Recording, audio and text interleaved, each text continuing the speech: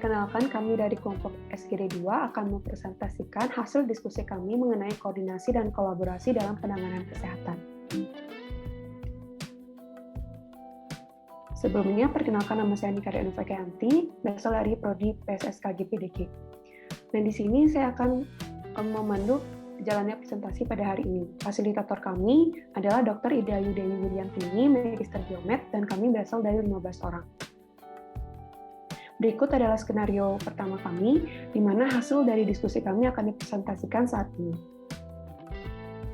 Step pertama, yakni klarifikasi istilah sesuai topik yang belum diketahui dalam skenario, yakni penyakit degeneratif, hendaya fisik, BMKG, siaga 1, 2, dan 3, depresi, perkembangan kondisi kontinu. Selanjutnya, step 2, mendefinisikan masalah berdasarkan skenario. Bagi teman-teman yang bertugas untuk presentasi, dipersilakan. Baik, perkenalkan saya Putu Aris Devrisanti dengan 3 digit NIM terakhir 002 dari Prodi Fisioterapi. Next. Jadi untuk masalahnya yang pertama, bagaimana komunikasi yang harus dibangun antar tenaga kesehatan dalam menangani korban. Yang kedua, bagaimana kontribusi yang akan dilakukan oleh masing-masing profesi dalam membantu para korban. Selanjutnya akan dilanjutkan oleh teman saya. Baik, sebelumnya perkenalkan, nama saya Nika Dewi dari program studi fisioterapi. Di sini saya izin untuk melanjutkan. Untuk yang ketiga, itu mengapa banyak masalah kesehatan yang terjadi saat di pengungsian. Yang keempat, bagaimana cara mengantisipasi perkembangan penyakit menular dan tidak menular pada para pengungsi akibat lingkungan yang tidak memadai. Bisa dilanjutkan oleh teman berikutnya. Baik, perkenalkan saya Veronica Angelina Budi dari PSSKPD.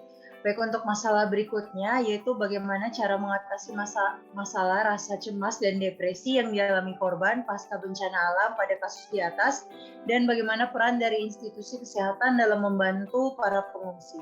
Untuk selanjutnya akan dilanjutkan oleh teman berikutnya. Terima kasih. Baik, selanjutnya adalah step 3, brainstorming. Bagi teman-teman yang bertugas untuk presentasi, dipersilakan. Baik, sebelumnya perkenalkan, nama saya Angelina Vita Mulia dari PSSKPD. Saya izin untuk melanjutkan.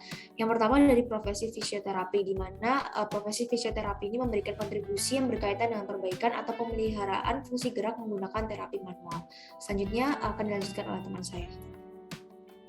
Baik, perkenalkan saya Afiai dari PSPD. Selanjutnya kontribusi dari profesi farmasi adalah berkontribusi dalam pendistribusian obat dan alat kesehatan, serta manajemen terapi pasien selama kondisi bencana. Baik, bisa dilanjutkan oleh teman saya. Perkenalkan, saya Cassandra dari Prodi PSSKPD. Jadi, untuk profesi perawat adalah mengevaluasi kebutuhan kesehatan harian dari korban hingga bencana, koordinasi dengan tenaga medis. Selanjutnya akan dilanjutkan oleh teman saya. Terima kasih. Baik, izin untuk melanjutkan. Jadi perkenalkan, nama saya Agung Daraka Mehtar Wiratnyana dengan berasal dari PSSKPD. Untuk psikologi, itu melakukan tindakan psychological first aid atau PFA atau dukungan psikologis awal. Selanjutnya akan dilanjutkan oleh teman saya. Baik, sebelumnya izin memperkenalkan diri, saya Dewi Sandya dari program studi ilmu keperawatan dan profesi nurse. Jadi di sini dari profesi kesehatan masyarakat, yaitu berfokus pada tanggap darurat yang bersifat reaktif atau responsif. Selanjutnya akan dilanjutkan oleh teman saya. Terima kasih. Baik, perkenalkan saya Sevinal dan Nurtiani dari program studi psikologi. Dari profesi dokter, mengidentifikasi diagnosis penyakit yang diderita dan memberikan tata laksana yang sesuai dalam bidang farmakologis. Dari profesi dokter gigi, mengawasi terjadinya kegangguan kesehatan gigi dan mulut di pengungsian, yakni sariawan, bau mulut, dan radang gusi. Baik, selanjutnya akan dilanjutkan. Baik, perkenalkan saya Elvia Agustina dari program studi Sarjana Psikologi dengan NIM akhir 002. Adanya para pengungsi yang tidak bisa mengelola stres dengan baik menimbulkan adanya gangguan terhadap kesehatan. Adanya perubahan kondisi lingkungan, misalnya pencemaran udara, kerusakan fasilitas, jumlah pengungsi yang banyak dengan keterbatasan tempat pengungsian dapat menyebabkan penularan penyakit menjadi lebih mudah. Fasilitasi dan makanan yang kurang memadai saat pengungsian dapat menyebabkan masalah kesehatan. Terima kasih.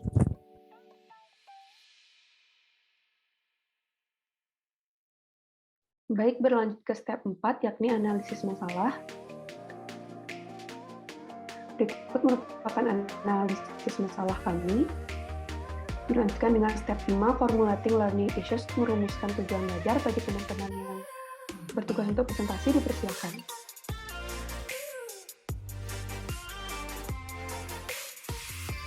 Baik, saya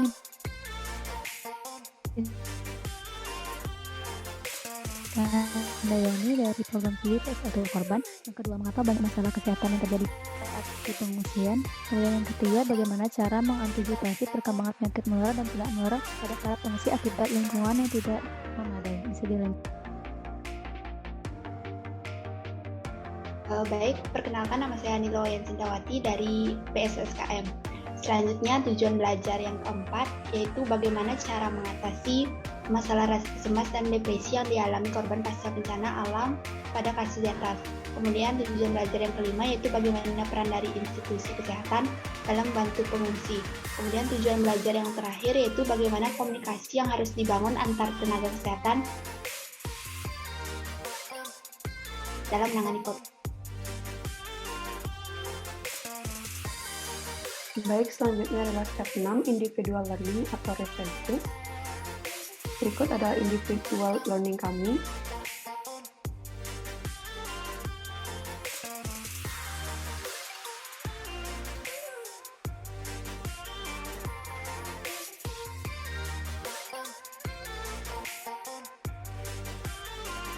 Dilanjutkan dengan step 7, yakni sintesis and reporting. Bagi teman-teman yang bertugas untuk presentasi, dipersilakan. Kenalkan, saya Lukiti Sundari Agustin dari PSSKM.